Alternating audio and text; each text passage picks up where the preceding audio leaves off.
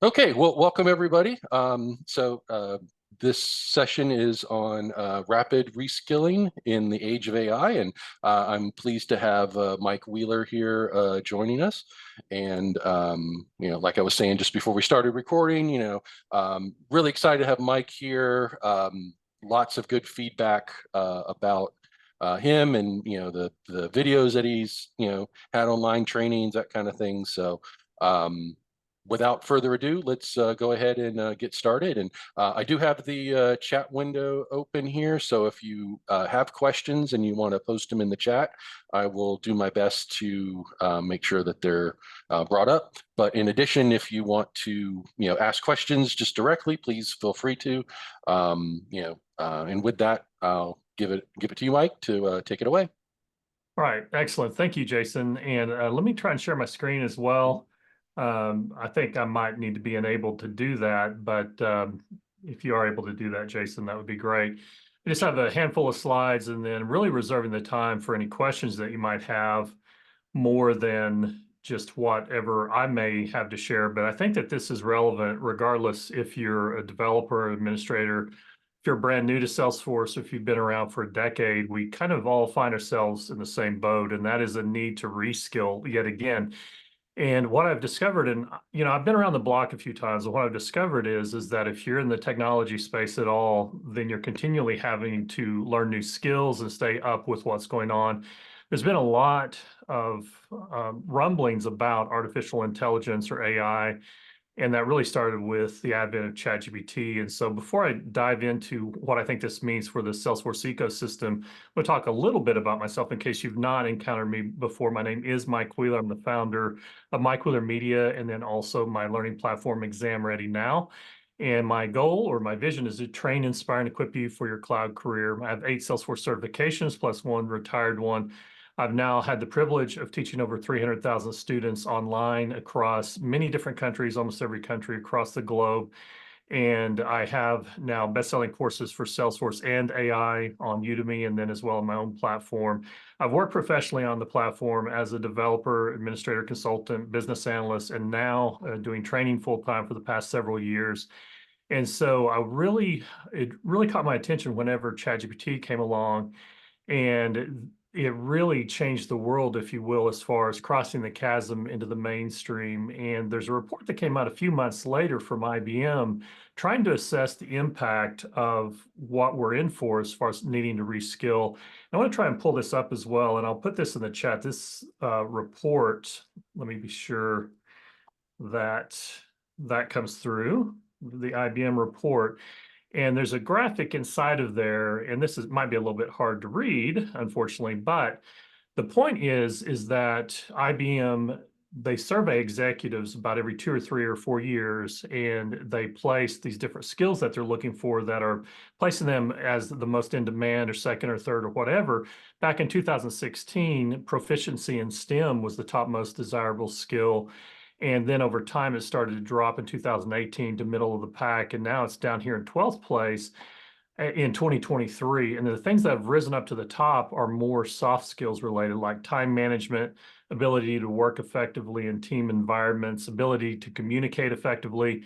And communication is such a key skill because you'll see that listed on almost every single job requirement out there is the ability to communicate. And what's interesting about this to me is that there's a lot of these harder skills that, such as proficiency in STEM, that they're still important, but not quite as important as they were several years ago. And my belief is that with the advent of AI reaching more of the masses or more of the mainstream, thanks to especially ChatGPT kind of crossing that chasm into the mainstream, a lot is being offloaded to AI for more of the hard skill specific things. And then what we're finding is that we need to excel with soft skills, and executives are identifying that. I think there's a lot of reasons for that. And I really recommend that you focus on a core skill of problem solving. I call it the intersection of the hard and soft skills. It's kind of a hybrid skill of both. To be able to problem solve, you need to have a good combination of these various skills working kind of in concert and not so much just focusing on one, but being able to communicate, collaborate, work in a team environment, but also have some of those technical skills as well. And I know that this is a developer group, and so there's probably some developers here, but I imagine that some of you perhaps are non-coders. So I want to talk about how we've seen this, what I call a seismic shift of constraints. And so prior to AI really coming into the mainstream, the largest constraint out there that tech executives were trying to overcome was the lack of coding talent and those that could actually be developers. And you would hear the mantra that anyone can code. And there were a lot of initiatives. You would see the Mark Zuckerbergs of the world and the Mark Benioffs, et cetera, saying anyone can code. And there was code.org. And I never believed that everyone can code. I think everyone can code Hello World or to a certain rudimentary level, but coding proficiently is a skill set that not everyone, I think, actually possesses. And I even inspected some of the aptitude results and graphs on code.org, and everyone shows about the same proficiency during the first and second lesson. But as you progress into the more and more complex things, you start to see the level of proficiency falling off. And that's, in my view, is fine. But the reason that tech executives were saying everyone could code was they were trying to get more and more people to at least try because they were needing more and more people to be able to code. So that was the greatest constraint was human capital or the lack thereof. And so now post AI reaching the mainstream and being more and more accessible, the greatest constraint now is time. And you'll see that as one of the topmost skill sets inside of that IBM report is that time management is one of those core skills because you can accomplish more and in theory be more productive if you know what you're doing and proficient with AI tools. But now you see the verbiage shifting from anyone can code to anyone can be an Einstein. I think that's an important distinction because now it's a sideways admission, basically, okay, we don't all have to code or be able to code.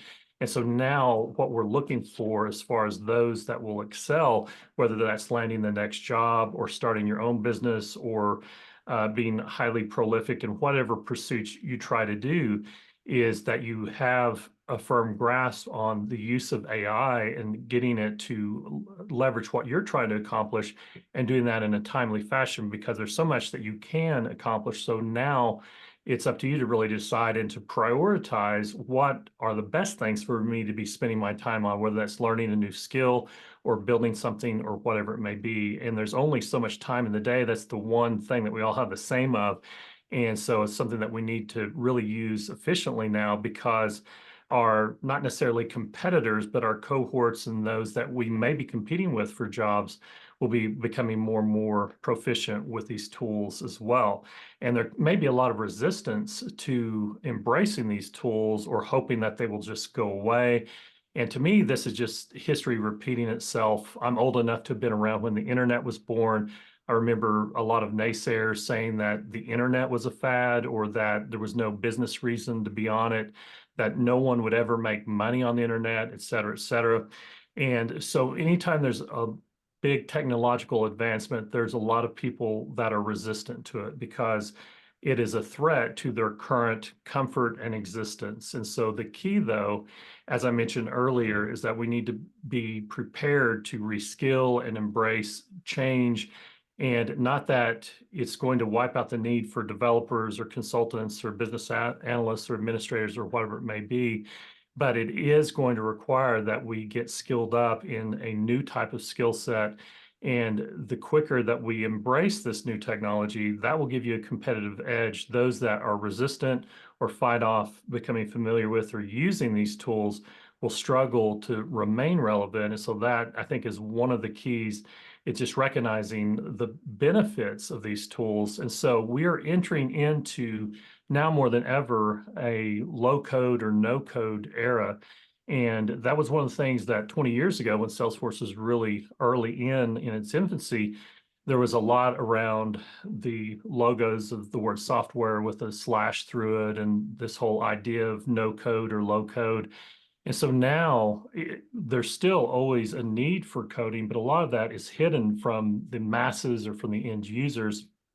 But you see a lot of talk out there whether that's in Salesforce or in publishing with books, or people trying to make money online through creating ebooks on Amazon or videos on YouTube. There's this whole phenomenon of low effort to no effort, and people creating multiple hour videos of just rain or jazz music in a coffee shop or just background things in order to try to make money or generate interest or whatever. And so you will see this, though, there's a lot of implications beyond that, regardless if you're trying to make it on YouTube or make it on Amazon or make it in a Salesforce career, is that you just got to understand that any sort of menial or time-consuming task will be offloaded or will be outsourced. That's just the way that these things go, and that we're entering into an era of being able to be prolifically productive, okay? And then as well, you're starting to see the term co-pilot pop up everywhere. You're seeing that with Salesforce, you're seeing that with Microsoft as well. That is the big phrase right now. And that's kind of a user-friendly way of saying, oh, you're still the pilot, but there's this co-pilot here to help you. And we will get to where these co-pilots will take more and more agency or be able to do more actions, if you will, for us, or we could prompt things. And right now we're kind of in the early, very early stages of AI, where we kind of have to babysit AI and wait for it to respond and then do the next prompt or the follow-up or to correct. We can't really and truly set it off to do things for us, but over time, as these tools are trained and get to know more about our organization and what we're comfortable with trusting our AI with, the more it can take that agency and be able to do things on our behalf. Looks like someone's in the waiting room here, so I don't know if it's okay for me to admit them or not, but just I'll leave that to you. Anywho, that's another pet peeve of Zoom, and I'm on Zoom all the time doing live classes. And anytime I've got a chat or it defaults to the window I'm sharing. I do not understand why it does that. So anyway, all right. So the main point, though, is that AI is not a fad. It's not going away. Got a few bullet points here. I'm not going to read all this, but the main point is that AI is not brand new with Salesforce. And it really started in 2016 with Salesforce with AI, as far as Salesforce Einstein Discovery. I created a course around that back then. And what really blew me away was its generative capabilities back then. It could generate R code, and R code is something that is used for machine learning, and Einstein Discovery was able to generate that code. And before generative AI, or GPT, which stands for generative pre-trained transformer, terrible name, but before that was predictive AI. And we've all been consumers of predictive artificial intelligence. If you've ever consumed a weather forecast or a betting line on a football game, like the Tampa Bay Buccaneers, there's someone flying a flag there in the background. And so, but there is a lot of predictive AI that has happened for decades, and there's predictive AI around surveys and forecasts around revenue for companies. As far as if you exceed revenue projections, then the stock goes up. If you don't, then it goes down. A lot of that is, in a way, algorithms and predictive in nature. And Google and other search engines, they were really groundbreaking because they were predicting what it was you were looking for based on a prompt or a question or a search term. And so now we've got it. The next phase of this is the generative side of AI. Very important distinction. And to me, it stands on the shoulders of predictive AI. We couldn't have generative without the predictive baseline that we've all been building upon for years. And in a way, this generative nature of whether it's visuals through artwork or audio or speech or text or whatever form of communication it may be, the AI is in a lot of ways predicting what it is you're wanting based on a prompt and what you're entering in or what you're asking. And it's important to understand that this is how this works. And so the ability to communicate clearly, not just with humans, one-to-one or one-to-many like we're doing now, but also able to communicate clearly to an AI is of supreme importance. And so there's some terminology you'll see out there as far as the different modes of communication, either in or out of these AI systems, or whether it's input or output. Multimodal, that's the big thing now. in that you can speak to an AI like a ChatGPT, and then it can speak back to you. You can ask for it to tell you a story and then generate an image based on that story, for example. And there's more and more voice prompting going on because that is more frictionless. That can be done while standing in the line at the post office or wherever you may happen to be standing in a line nowadays, which is more and more rare. And it's coming to vehicles. There's more and more auto manufacturers that are enabling voice prompting or connecting with ChatGPT or other AI tools in order to perform actions or to inform you, to keep the driver informed, hands-free, et cetera. And you notice that this technology will morph over time and permeate and become in more and more places. So this is actually great news for the developers out there, because these are all new platforms that will require someone to build these integrations, these automations, this accessibility, the user interface, in order to make the complex easy. And that's where the developers among us really excel and will be needed. It just may require some shifting of some roles and landing in different spots, if you will. And so I like to talk about how we're in the infancy of AI, and I equate this to the Wright brothers, and actually have a book about them here that I'm reading through right now. And they they talk about at length all the obstacles the Wright brothers had to overcome to have the first manned flight and to leave the Earth by way of they had a motor attached to it as well, and there was a lot of challenges, a lot of test glides that they had to go on, risking their lives and overcoming a lot of objections in by way of weather, mosquitoes, time, all sorts of constraints, lack of money, lack of resources, lack of education. They didn't know better. They were just consumed with trying to accomplish getting off the ground and landing alive. And so a lot of people will see what ChatGPT or other AI is doing, and they will just dismiss it and go, "Oh, big deal, it got that wrong," or "Big deal, it knows that Paris is the capital of France," for example. And the point is that technology doesn't sit still, it doesn't rest, and there's a lot of objections, assuming that where things are now is that somehow magically technology will all of a sudden stop advancing. And on December 17th, 1903, in Kitty Hawk, North Carolina, the first actual flight off the ground was with Orville piloting, was all of 12 seconds and 120 feet. And by the end of that day, they had iterated, they'd done several flights between the two brothers. I think it was 4 total. And then a wind gust destroyed their glider or their plane after that. And it never flew again, actually. I learned that in the book. But by the end of the day, they had reached 859 or 852 feet in 59 seconds. Still doesn't seem like a big deal. And even the newspapers at the time, one of the Wright brothers tried to alert the media and the press saying, "Isn't this amazing? There's been manned flight accomplished. This has happened. We've got photos to prove it. And we've got all these recordings of what has occurred here." And it didn't even run in their local newspaper. They said, "Let us know when it goes for 59 minutes instead of 59 seconds." They were not impressed, not realizing or recognizing that the world had changed that day. Okay. And now, not that much later, here we are going into orbit and all sorts of crazy things, cross-country flights with hundreds of people on board, all propelled. When you think about it, it's an amazing accomplishment. And it wasn't that much after this date of the Wright brothers that these planes were being used in war as well, things that would have been inconceivable a generation earlier. And so we are in the early stages of AI taking flight. And so there's a lot of people that have a lot of pushback to whenever I state an opinion, or if others state an opinion of what AI just might be capable of. And that's because they feel threatened because, oh, this is going to make this skill obsolete.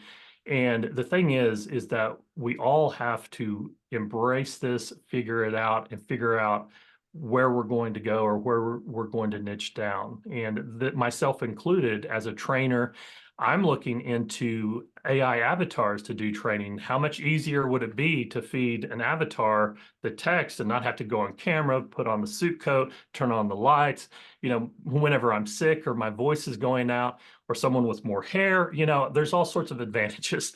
And so there's a lot of implications for all of us, but it's not something to fear because we're all in the same boat. And so in a lot of ways, those that are newer to the ecosystem, I think, have an advantage because they don't have that level of experience or ingrained, okay, here's what has gotten me to this point, more readily agreeable to the idea of leveraging new technology to help get you to where you need to be. Whereas those of us that have been around a while, it's hard. Change can be hard sometimes. And so I think that there's several next best actions to kind of parlay a Salesforce term here as far as things related to AI. And this is something that Salesforce uses for an organization on here's your next best actions to close this deal or whatever it may be. I think these are things that you as an either aspiring or continuing Salesforce professional can really focus in on or hone in on as far as how to thrive in the age of AI so as to not fear it, but to embrace it. And I think, first of all, is to improve your soft skills, and that would be with humans and AI. And there's a lot around this that I'm seeing popping up everywhere. As an instructor on the Udemy platform, they provide a lot of insights into what topics are in demand. And I noticed one that caught my attention was that they're wanting courses on collaboration with AI and teams. So basically, it's collaborating not just with humans, but also with multiple AI systems. There's a lot happening, and it's not just about ChatGPT, but all these other models as well. And in the context of Salesforce, they give you the ability to bring your own model or bring your own models, is that you can have what are known as adversarial networks going on to where there's a response from one AI, it's inspected by another AI, improved upon, and iterating this whole pill and stick uh, iterative approach to improve responses to where the more development that's going on there, I think that's a huge future for developers is getting these adversarial networks talking to one another in order to do more and more on the AI side of things, because not everyone is going to be a good prompt engineer or an effective prompter. Much like how not everyone can code, I don't think everyone will be able to prompt effectively either. We can push that. We can say, oh, you need to learn to prompt effectively. I think it's one of my bullet points here, actually. But as time is progressing, each month that goes by, I'm seeing that's kind of a pipe dream that everyone's going to be a proficient prompt engineer, nor will everyone have to be. I think that there will be more and more onus on the tech companies to figure out what can we do so that everyone doesn't have to be a prompting genius and an English major and know the language of the machine. If they have to do that, then that's a deficiency in the software. It's never the software, it's never the user's fault, it's always the software's fault. So if something is too challenging for a majority of people, then that's not on the people, that's on the software, that's on the companies to figure out how to make these things easier. And that's why I think that we will see a lot of advances with promptability of things such as automation, flows getting easier, triggers getting easier, et cetera. But improve your soft skills through and with AI and using AI to do that. I'm working a lot and inspecting and testing a lot on how to use AI to improve your soft skills. And so there's a lot of interesting things that I hope to release in the near future, courses that are not necessarily software specific, but soft skills specific, using AI to help you in the age of AI, okay? And then targeting problem solving, I mentioned this earlier, this is the hybrid between the hard and soft skills, kind of the target that you're trying to hit, because if you can solve problems rather than create them, you'll be eminently hireable. And then learn to prompt effectively. I do think that that will give you a leg up with the competition if you are able to prompt well. This is the same phenomenon that I saw whenever Google first came about, was that I figured out how to search effectively. There's a lot of people that don't Google well, and you probably encountered those people as well, in that they don't know how to find what they're looking for because they don't know how to put in a search term. It's the same history repeating itself now in the context of AI. Once you start to learn how you need to set the role of the AI in the context and be specific and don't confuse the AI, kind of silo your thoughts to one thing at a time and not, go all over the place, if you will. And then other things you can do is to leverage AI to get inside the heads of decision makers. This would be if you're selling either a product, a service, or yourself in a job interview. In the preparatory time before that is really feeding into an AI the profile of who it is that you're trying to quote unquote win over, whether that's trying to land a job or sell something or whatever it may be. And it could be a generic group of individuals that have a certain role, or it could be a specific person.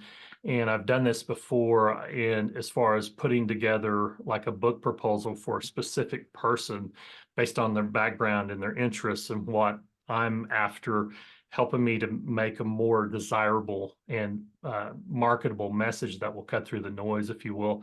And so start thinking about how you can leverage this to your advantage, not to take advantage of people, but to really enhance your ability to communicate and to figure out, okay, what are the problems that a CTO is kept up at night about, and how can I make their job easier, whether through my own skills or the product or the service that I'm providing or whatever it may be.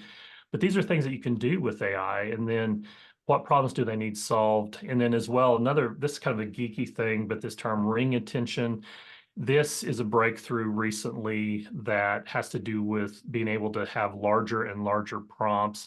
And there's a lot of AI experts out there that are figuring out how to expand the memory usage of AIs or to do smaller language models. But specifically with ring attention, they have figured out ways of keeping data moving inside of like these different GPU units, so that in the future, we should be able to prompt in the millions of pages. And so this takes away from this idea of even training a large language model in the more traditional context of where you could be doing training through feeding it large amounts of information and back and forth prompting. And so the implications is that whatever limitations we have today with memory and with capacity will be overcome, much like how the Wright brothers back just over 100 years ago barely got off the ground for a minute and risked their life doing it. And now we've got cross-country or cross-continental flights.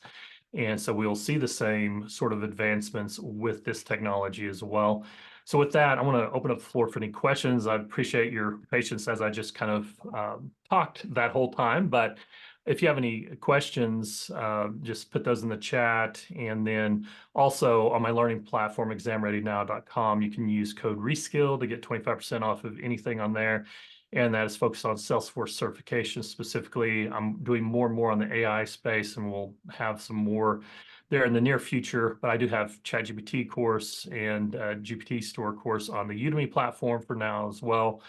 And you can always reach me at support@examreadynow.com. So with that, I'll stop sharing my screen. And if y'all have any questions, just fire away. Thanks, Mike. I appreciate the presentation. I'm going to go ahead and reclaim host here just so I can. Perfect. Yep. So, I think my question is, you had mentioned, ways to, an importance on how to write good prompts or complete prompts. Other than obviously your training courses, are there other examples or sources that we could be looking at to try to get a good feel of what that should look like? Sure. Yeah. So you can actually ask an AI how to prompt it better. And you could ask for feedback on as you're going back and forth and trying to get at. And this happens a lot, is that you'll prompt something, think you've been clear, you see that the AI is confused or you weren't as clear as you thought. There's a lot of back and forth. And then rather than just logging off, you could prompt it, how could I have prompted this more succinctly? And what context were you missing? That sort of thing. And there's actually some prompting hacks that I've seen as far as with the GPT store, custom GPTs. You can do prompt injections to try to get it to reveal people's prompt instructions on the GPT store. And it's in the context of saying, help me to learn how to prompt you better, but it reveals all of its instructions. There's ways of getting it to not do that. But I think that there's techniques as far as chain of thought prompts where you prompt something along the lines of let's reason together and have it explain its thought process and its steps. And there's manipulative things that are really odd, but there's been research done on this to where if you offer like a tip, saying I'll tip you $25, it tries harder. It's really weird, but it's based on human behavior. And It's humans, interesting. if they know, like, oh, if you're going to tip the bellman $100, he's going to really go out of his way to make your experience nice. And I've actually started using that, and it does seem to try harder than I feel a little guilty because, like, well, how do I pay you? I'm not paying you, I'm paying Right. 20 a month for ChatGPT Plus. So I think that there's a lot of articles coming out daily. I do like Google alerts on prompt engineering, and every day there's like a dozen different articles out there. But I think that I was really on the prompt engineering bandwagon back in March, April, May of last year, and more recently. But there's been some more recent developments where I'm seeing history starting to repeat itself in that if we require so much of the user to be this masterful, eloquent prompter, not everyone's going to get there. I think we all can improve always, even if you are eloquent or whatever, there's always room for improvement. But I think that there's a lot being done by the tech companies to to do things like provide prompt templates. That's one thing I see Salesforce doing is that there's a lot where no need to recreate the wheel. It was much like when the flow builder first came out and here's your blank canvas, good luck, and then Yeah. finally they started to realize, maybe a majority of people are intimidated by a blank canvas. Maybe we should start giving some templates. And Yeah. so we're seeing the same thing now on the text-based side of things. And so you can be building your own prompt library and pulling examples from other places. There's a lot of AI newsletters, and I don't have them off the top of my head, but there's some AI voices out there that have newsletters that always have some good resources, example prompts, etc. But and you can even ask for different versions of prompts as far as but I think things you could look into are zero shot and few shot prompts and chain of thought prompts, otherwise known as COT or COT. Okay, great. All right, anybody else have any questions or anything to ask?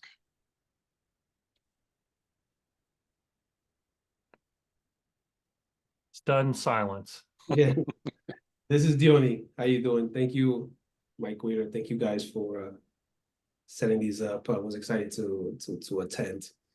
And Excellent. I wanted to share this in terms of prompt engineering and prompt.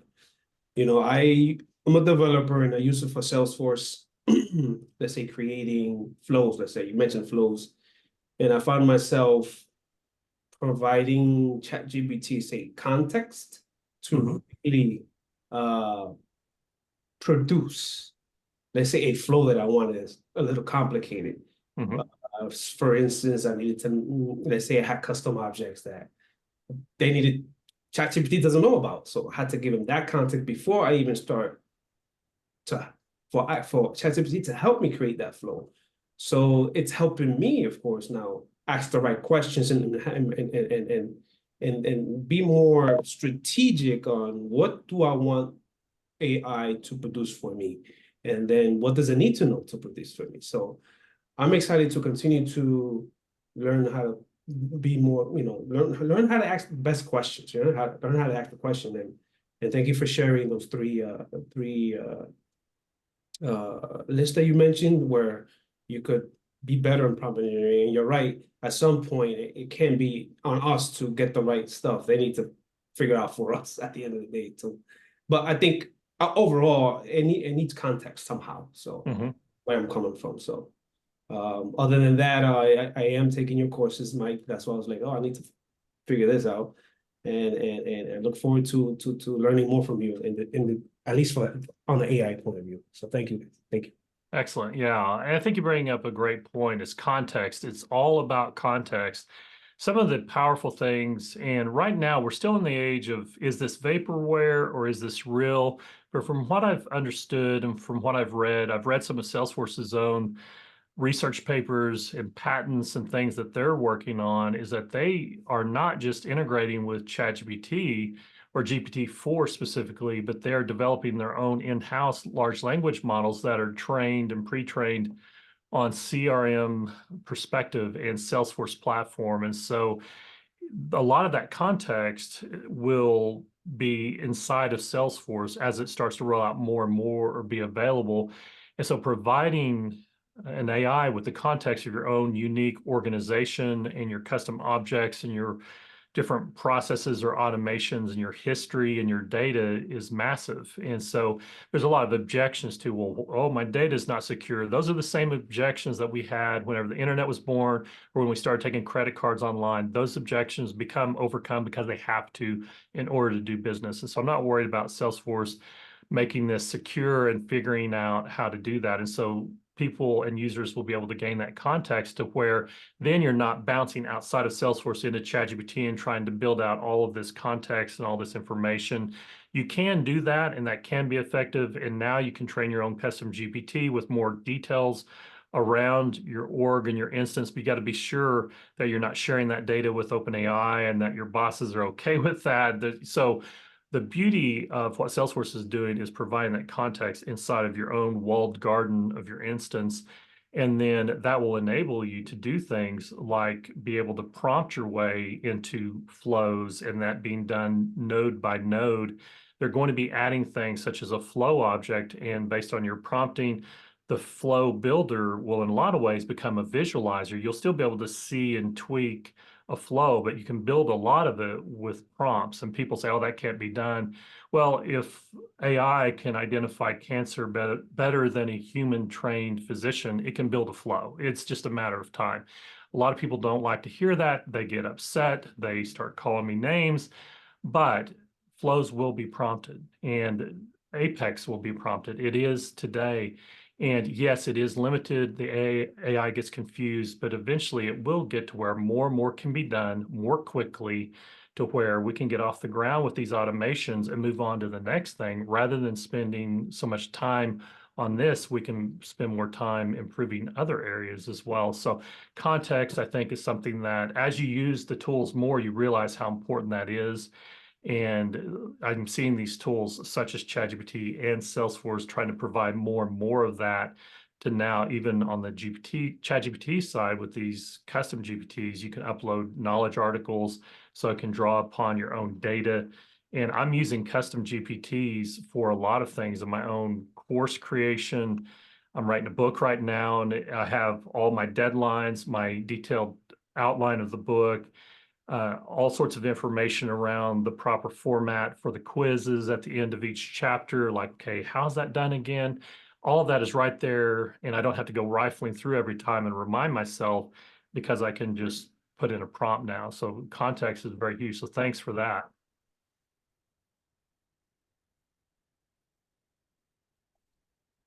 Yeah, as you were talking about, getting context and understanding the, specifics of your business or your org, custom objects you have, stuff like that. It kind of made me think about the old adage of, your code is only as good as your requirements are. I think it really kind of goes back to that same idea of if you can't explain it to a rubber duck, then you can't explain it to the computer any easier. I think I kind of feel like we need to put some focus on the business leaders and folks who are kind of abstracted away from the hands-on keyboard kind of thing to understand how to ask those kind of questions in such a way to get those responses. And I think I feel like that's going to be like the last link there of how do I get, you use the example of what are things that keep like a, C-level person up at night. Well, how do you get that C person to be able to ask their question in such a way with such context and everything that they get the answer that they want. So Right. Yeah. I kind of equate AI or even just building any sort of solution, whether it's a flow or an automation or an application, whatever it may be, it's like a choose your own adventure. I think that a lot will be boiled down to a prompt interface. And to me, when I saw ChatGPT, it was love at first prompt because it was so hideously simple. You put in a question or a statement or whatever, and you're off to the races. And I think, and not that this is going to happen overnight, but I think more and more of the clicking around and searching for what we're trying to do the admin or the developer, why do we need to do that? We know what we want to do or what we need to accomplish. Why can't we prompt that and then let the system take care of, okay, we're going to need a flow and then a subflow, and we're going to need a trigger and a Lightning Web component, or in asking questions. So it's like, okay, and knowing enough based on that context, all that history, and then the big picture of Salesforce history and context. Okay, here's some things to consider given your org, your history, and here's other ways you might approach this. And so it has huge implications for solutioning. And if we can have some sort of interactive interface to where someone like a C-level executive who doesn't spend time at Salesforce, but can answer questions and tell the system, what's on their mind, what they're concerned about, to start getting some sort of consensus as to the way forward, and then prioritizing. I mean, every single thing along the line, and even the challenges, the objections, or what might be the challenges. Okay, let's say we do that. What would be the potential challenges? It's kind of breathtaking when you think about it. It's like, wow, there's a lot of implications here. But I think that I think it'll have a lot of exciting implications for making things easier in some ways, but it'll open up new challenges. That's the thing with technology, is there's always that promise of a 10-hour work week that never happens. We fill up that time with new things, and so it'll just introduce new challenges, but thus is the life we live.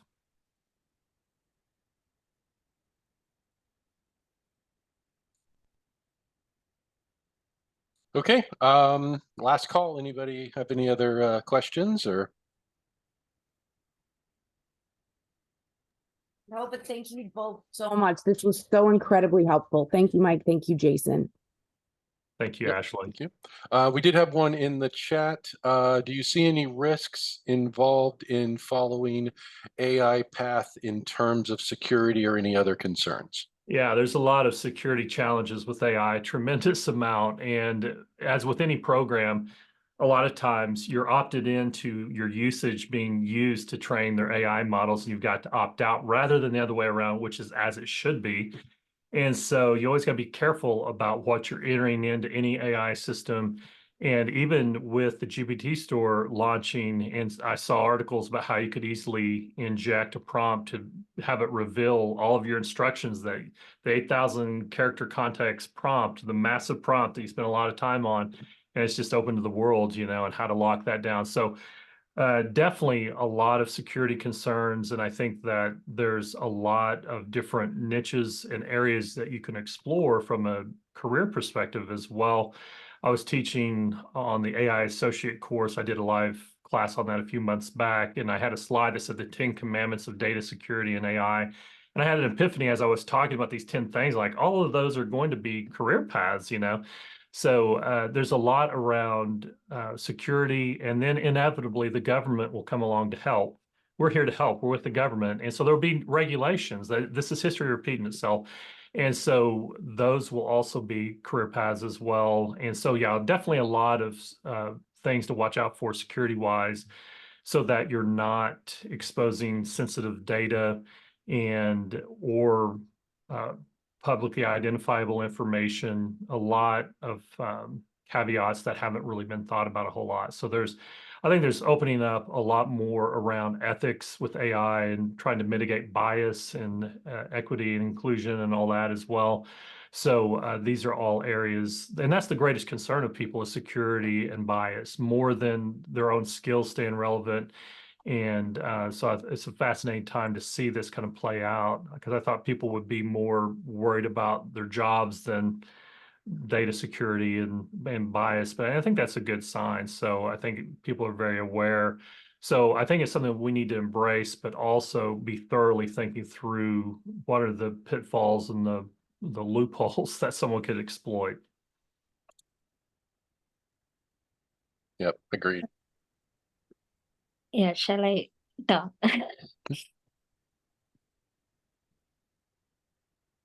So thank you for pointing out that, Mike. Yeah. So I'm looking for a job change as of now. I'm working as a Salesforce administrator, Mhm. and most of the time when I am looking for new roles, I see resume builders, everything is working using AI. So that's why I had that question here. So how we approach there, because many came with the resume building using AI. Mhm. So is it reliable? Can we proceed with them, or any data leakage? So I think what you're asking is, as far as using AI to kind of build out your resume, but then also just the use in general. I think as with anything, it's kind of like trust but verify. Never just copy and pasting what is generated, but put it in your own voice. And you can actually train AI to learn your voice even more, how you use verbiage or whatever. It can also recommend improvements. But it's one of those things where the security things will be tightened up over time. And I think just trying to just stay up with what those potentially are. And the more that these things can be done in-house. And so what OpenAI has done, as just one example with ChatGPT, it was inevitable when it came out. I knew that there would be an enterprise level account, and that is now available. And this is where you can work inside of a team account. And supposedly that data is not used to train their models or retained, if you will. But then also Salesforce inside the context of your own instance, that is something where they're saying, and they're really touting that your data is not our product.